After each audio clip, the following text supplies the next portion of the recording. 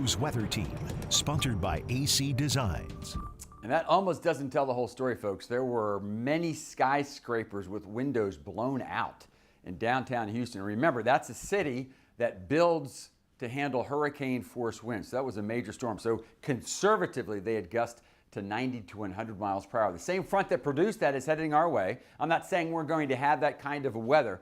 But we will have thunderstorms on the increase even tonight, especially for those of you in southeastern Georgia. We'll take a look at it. Just a hazy look after those clouds this morning. And by the way, the clouds this morning with some light rain, that was the decaying end of what had been that storm system that just raced east on I-10 and over the northern Gulf of Mexico last night. Now we're in between, relatively calm, but it's much more humid today. Steamy kind of feel out there, and this shading, that's where a tornado watch is. Now that's west of what we call the First Coast. You see where these counties are painted?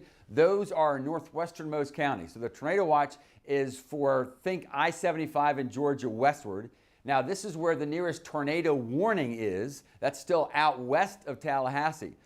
Much of this activity will go to the northeast, but some of it will head eastward. So we are watching this, especially for later on tonight, for those of you up over Ware and Pierce County. And it could be the southern fringes of even some of those storms make it to the Florida-Georgia border and near Jacksonville as we approach midnight. So that's later tonight, but that really is the beginning of what will be several waves of storms we're going to have over the weekend. But if you have plans this evening, here's a look at the radar. All of the First Coast, we are dry, and especially over northeastern Florida, we're going to stay that way for the next several hours. So we'll keep a close watch on the watch and the tornado watch and the possibility of some of the severe weather making it here. Just wanted to show you the leading edge of the activity is out around Dothan. So still well off to the northwest of Tallahassee, let alone our own area. So the focus is now going to be over the southeast. The focus was over Dallas to Houston yesterday. Now it's going to be over the southeast. And although not as stormy, there will be several bands of storms working through the area. So one racing off to the northeast overnight tonight and early in the morning. Another one tomorrow afternoon coming at us from the west. And there may be a third wave later Saturday night into Sunday morning.